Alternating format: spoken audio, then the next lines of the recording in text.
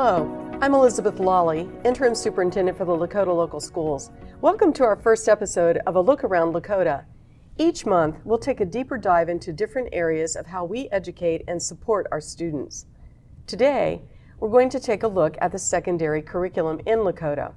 With me is the Director of Curriculum and Instruction, Andrew Wheatley, and Assistant Directors of 7 through 12 Curriculum and Instruction, Justin Frost and Justin Wilson. Thank you all for being here with me today. Curriculum is one of the largest departments in the school district. Typically, the curriculum department is responsible for the development of courses of study. Courses of study are different than programs of study. Support for the development of courses within each school, textbook or materials adoptions, and professional development, assessment and testing, data collection and analysis, and a variety of other areas. Today, we are specifically going to talk about the actual curriculum, or what is taught in the secondary classroom. And when I refer to secondary classroom, I mean the 7th grade through the 12th grade. Gentlemen, thank you for joining me today. I know you've been very busy over the past year working on aligning curriculum and courses for Lakota. There have been several changes in how secondary curriculum is reviewed and created in the district. Could you talk a little bit about the process that was used to determine that a curriculum change was actually needed? Yeah, well, first of all, thank you for having us. It's really nice for us to be able to share, a little bit about what we do on the day-to-day and then how what we do in the curriculum department impacts students. So the changes we made really started about 2 years ago when I requested a curriculum audit just to be able to have a outside organization come in and look at what we're doing and to make sure that we're in line with that. So based on the feedback from that and the advice kind of moving forward, we realized that we needed to make some adjustments as related to the alignment of our math and ELA curriculum to the standards. And so we've been working the past couple years to make those adjustments and make sure that we have clarified kind of the learning standards, the targets for our teachers in the classroom. Excellent. What exactly was the process that was used to create the new curriculum documents? Well, we've always identified here at Lakota that our teachers are our greatest agents for instructional change. And so we certainly wanted to tap into our teacher leaders for help in this. So we established a group called the Curriculum Leaders. In all of our 4 core areas, but specifically in math and ELA for the renewal here, we selected 1 math and 1 English teacher from each of our secondary schools, each of our campuses to represent. And they would come together once a month for a deep dive to really look at our scope and sequence. We would look at the state standards. We would look at essential understandings and key vocabulary and really just get a deep understanding of how the state has gone about changing things over the time and how we need to adapt to make sure we're best meeting our students' needs. And I'm sorry, these curriculum leads are teachers that are actually teaching the courses that we're talking about? Yes, yeah, these are teachers that are actually nobody better than those who are right in front of our students right now. They are experts at both of our students as well as the curriculum.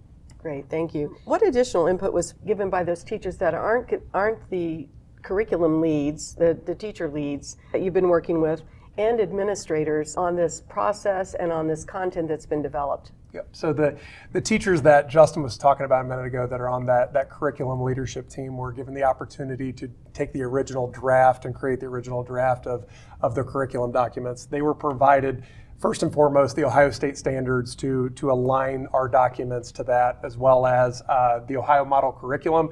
And in the case of math, they were also given the critical areas of focus as well to align and to base our documents off of. From that point, those documents were then distributed back to the buildings to allow administration as well as the teachers in the departments who teach the courses every day the opportunity to provide input and feedback on those original drafts. And we as the curriculum team brought all of that information together to put together what we have today in the final draft of those curriculum documents. Excellent. Thank you.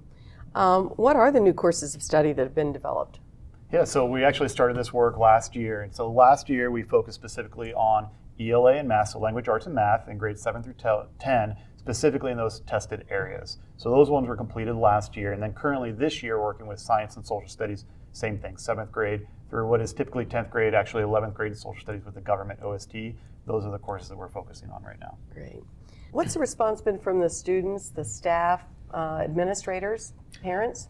It's been overwhelmingly positive for all of our stakeholders, a real renewed focus on course outcomes.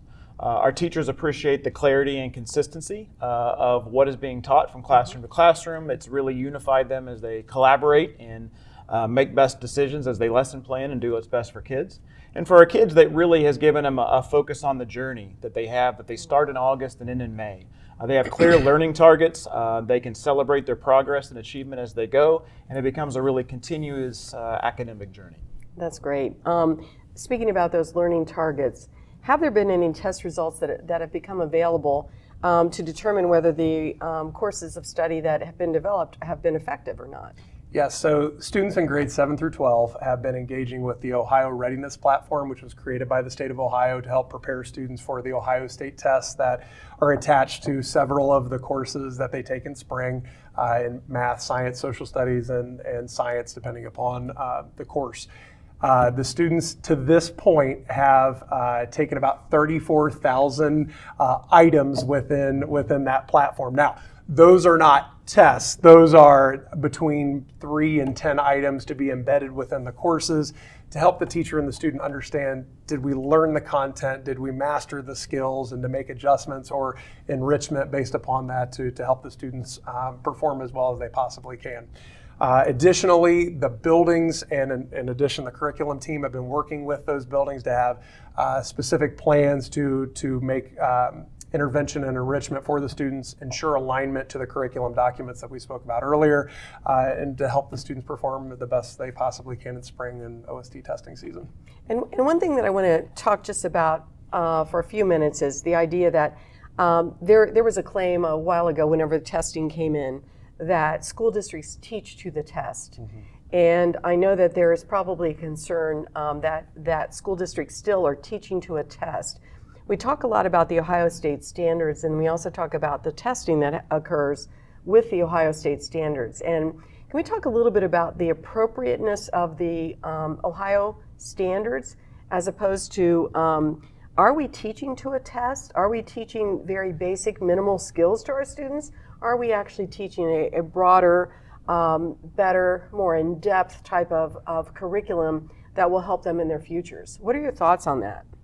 Yeah, well, the state has done a good job with the state tests related to a lot of the questions that do require students to go into a higher, what we call like DOK, which is the depth of knowledge, which the students have to do more than just recalling information, but they're gonna have to analyze things. And so we know that if we're focusing on the standards and the way the standards are outlined by the state, that the students are gonna be engaging in that depth of knowledge, which is good for learning. If we were to just focus on the test, I think we would miss the mark. I think what would happen is students would, be working towards a goal that didn't have the greater kind of learning expectations and outcomes that the standards have. So when we talk about these, short targeted assessments related to readiness, what we're really talking about is making sure students have understood the standards, not just a test prep type of process. Excellent. I think one of our English teachers captured it really well when she said, I am creating and building very competent and skilled writers, and they are going to show that on the test. And they are teaching writing for life, and that will be shown on the test, but the purpose is teaching them to be competent in life. And that's excellent, because we've heard that argument over and over again whenever the standards came out, the testing came out, and everyone was so concerned that the only thing that we were focused on was testing.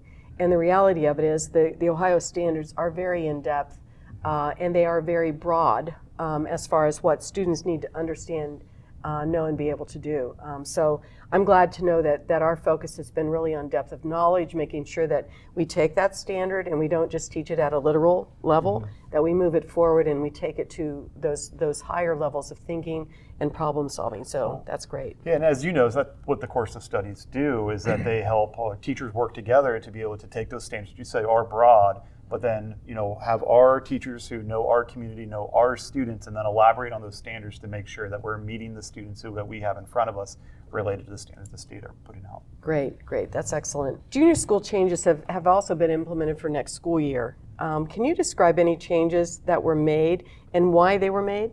Yeah, so we made some junior high changes we're actually really excited about. They fall into two categories. So we added some new courses to the junior high, and then we also made some what we call programming changes. And so I'll start with the new courses. We've added a semester math course. It's called Next Gen Stats. We're really excited about this because it is a modern and fun math course that we think kids will be really excited to take, but it also is helping bolster those skills and the the content knowledge that students need related to the standards and the OST, so it'll help us with that also. And then we collaborated with Butler Tech to develop a new course. They developed a new course called Flight in Space.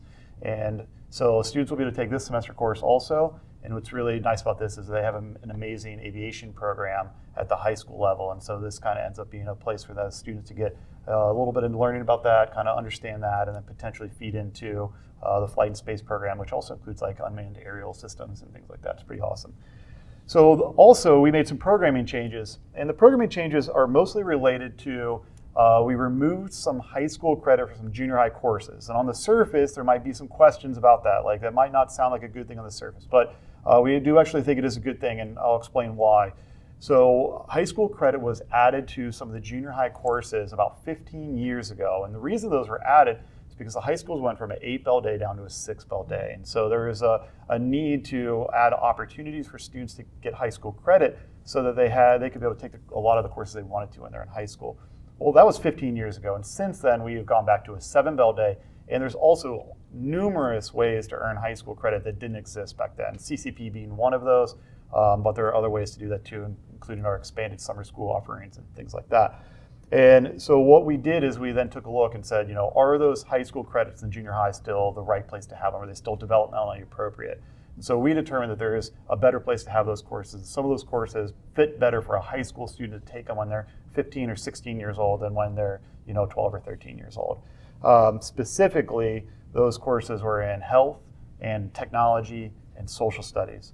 And then with social studies, what that did is because we offered high school credit in 8th grade, the 7th grade course had to be compacted. And essentially what that means is students were taking 2 courses in 1 year.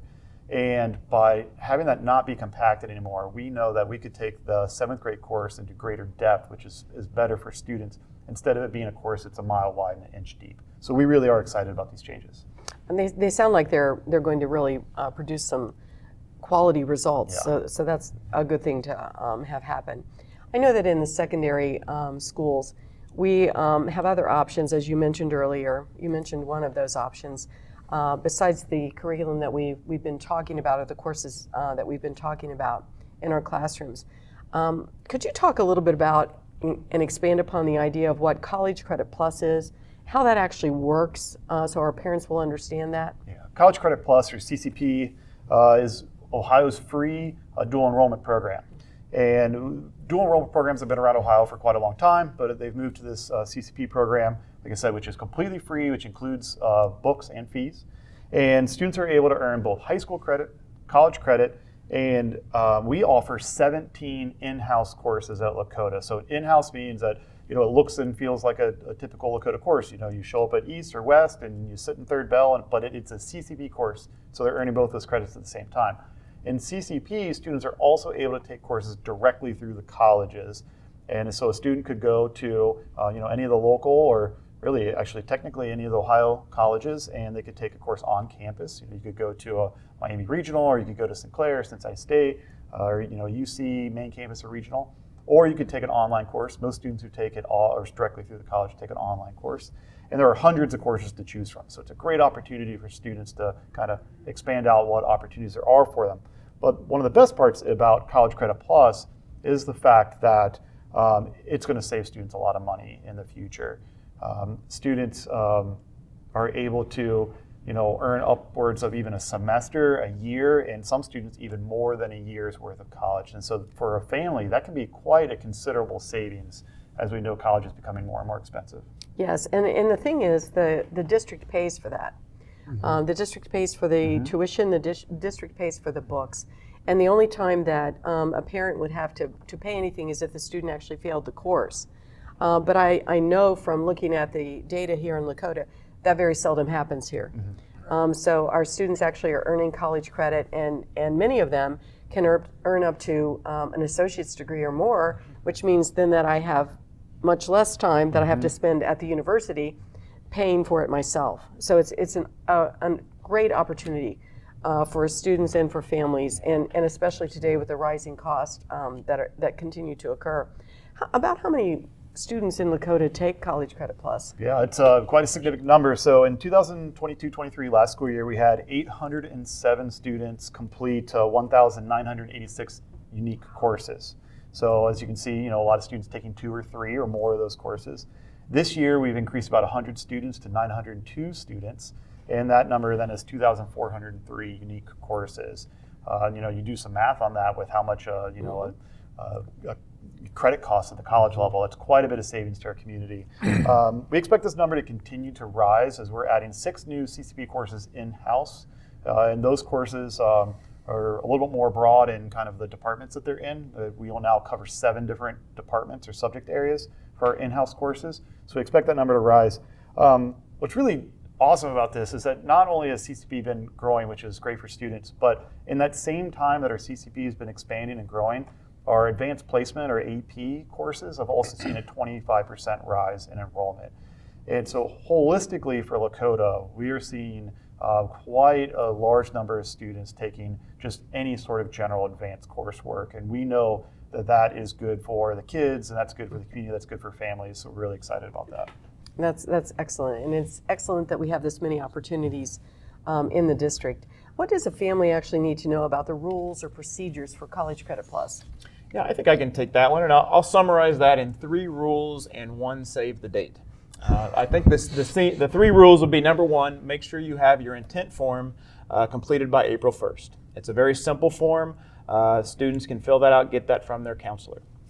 Number 2, apply directly to the university. Each one has its own set of procedures, so it's just a matter of reaching out to them. And again, they can go to their school counselor for guidance. And number 3, absolutely communicate with your school counselor. They are your guide through this process. They will be instrumental in your support. With that said, the save the date is January 24th and 25th. Each of our major high schools will have a showcase night for registration, as well as all of our CCP partners will be there. The 3 of us will be there as well to field all sorts of questions, because there are a lot of nuanced rules that we'll get into in details.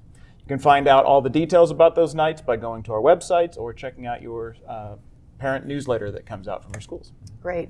And I'd like to reiterate the counselor role in this. Yes. The counselor is so vital in CCP because if I don't talk with my counselor may not know that I've already taken the English class. Yes.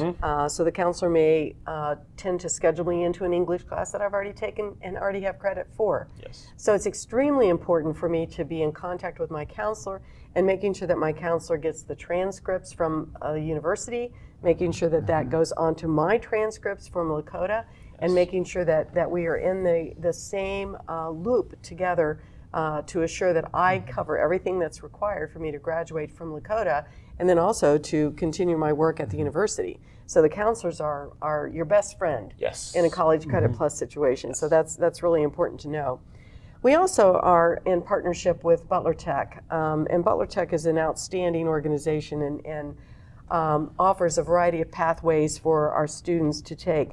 How do we do that in Lakota? Yeah. What's that look like? I mean, shout out to our friends at Butler Tech. They're such a great partner and offer a lot of awesome opportunities for our students. So, they have great programs. So a lot of people, when they think of typical programs that Butler Tech offers, things like firefighting, welding, culinary, construction, they offer those types of programs. That's what people mostly think about. But they also offer really innovative programs that sometimes people don't think about from a career tech partner. And so those things are like, they have one of the best mechatronics programs probably in the country. Probably one of the few mechatronics programs around. They also have, a flight program that includes unmanned aerial systems, which I know they do in partnership with CCP and Sinclair, who helps support that program.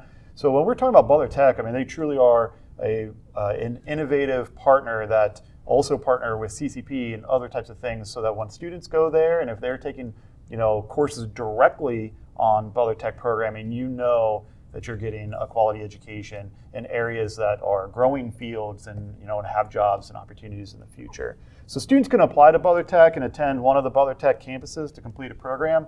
And they can meet the requirements to graduate and get their high school diploma directly through them. And then we also offer a lot of Butler Tech courses also on Lakota campuses, and people think of those like our engineering programs and biomed, stuff like that. Great. So I don't have to specifically choose to be a CCP student only or an Advanced Placement AP student only or a Butler Tech student only. The options are intermingled and mixed, except with a Butler Tech pathway. Yep. Once I become a junior, and sometimes if I'm a sophomore, my pathway starts then, but I can still, as a Butler Tech student, take those CCP classes and earn those college credits. Yeah, Correct? Absolutely. I mean, it's actually, if you look at a lot of our students in our campuses, students who attend Lakota East or West, you'll see on their schedule an AP class, a CCP class, a Butler Tech class. That is not a rarity. That's actually more common than it probably isn't. So that's why they're such a great partner, and also just alluding to the great programs we have. And yeah, related to those pathways, so for, in general, about 5,000 Lakota students this year are taking some sort of Butler Tech class, whether that's on a Butler Tech campus or in Lakota East and West, during the school day. 5,000 students, so that's the majority of our students are taking at least one. That includes the junior high because, like I said, space and flight. They also offer some robotics courses at the junior high level. So the other pathways that are the in-house pathways, engineering, biomed, sports med, culinary, digital media, and consumer sciences. So those are the courses that you can take while attending Lakota. And then I mentioned, some of the courses or programs that they offer, directly on their campuses. That's great. It's a great variety. It's a great opportunity for students to have some career focus, and then also still be able to have that college opportunity as well. So it's a great variety. What does a family need to know about the Butler Tech rules and process? I want to emphasize again, and we've heard it a couple times, the importance of the counselor at the school. That's where the relationship is built. They know your child. And so I would definitely encourage the families and the student to connect with the counselor if they have interest in Butler Tech to help guide them through that process. Depending upon the program that the student is interested in, they need to apply. There's different deadlines depending upon the program that they're interested in. When Butler Tech has reviewed those applications and determined those who are qualified, students are given a number, and it's a lottery system to determine who would get an invitation to be a part of the program. And Butler Tech's the one who determines whether they Yes. qualify, correct? That's correct. Okay. Thank you for explaining that. Lastly, we have a really great cybersecurity program at Lakota. Can you talk a little bit about that particular pathway and some of the benefits that Lakota students gain? Yeah, thanks. So one of the great parts of Lakota is just our exceptional programs we offer. So it's more than just cyber. I just want to start by naming just some of those awesome opportunities that we can provide here at Lakota that a lot of schools really can't.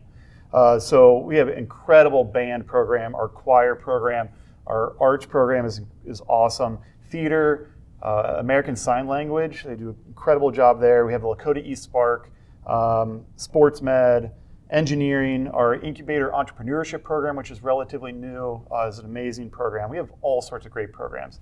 So one of the similarities, or these similarities that these programs have, is that they're all nationally recognized on some sort of level. These are programs that are winning national awards, winning national competitions. They're recognized nationally. If you go somewhere, people are like, "Oh, I know Lakota's band," or "I know Lakota's, Spark." Right? And I think Spark just won their 17th straight. I probably have the wrong number, but they just provide these opportunities for students that you just can't get in a lot of other places. And so students who are in band or in theater or in an engineering program that's done through Butler Tech, for students, if they put in the effort in those programs, they're going to have opportunities that are going to set them up for success that just don't happen in a lot of places. And so the cybersecurity program is similar to those. They share the similar qualities as nationally recognized, provide great opportunities for students. I think one thing that's a little bit unique with the cyber program is how connected it is to the industry. So the cyber program really was born by the industry connecting with Lakota schools and saying, hey, we have a need out here and we have an area that is in high demand, and how can we work together and help you shape a program? And so that relationship has consisted. So we're one of the few programs that has its own advisory board of cyber professionals that guide the program, but then also more than just guide the program, but they help identify those opportunities for students. For example, students get mentors in the cyber program that are industry professionals to help them understand what these things are like, but then also get into things like job shadowing and internships and site visits and stuff like that, that really develops that program that is really working hand in hand, almost on a daily basis, with the industry professionals at large. I also want to point out that 2 of its teachers have been recognized by either the White House or cyber.org as being one of the top teachers in the whole entire country. And then our students have had tremendous success. So our students compete nationally.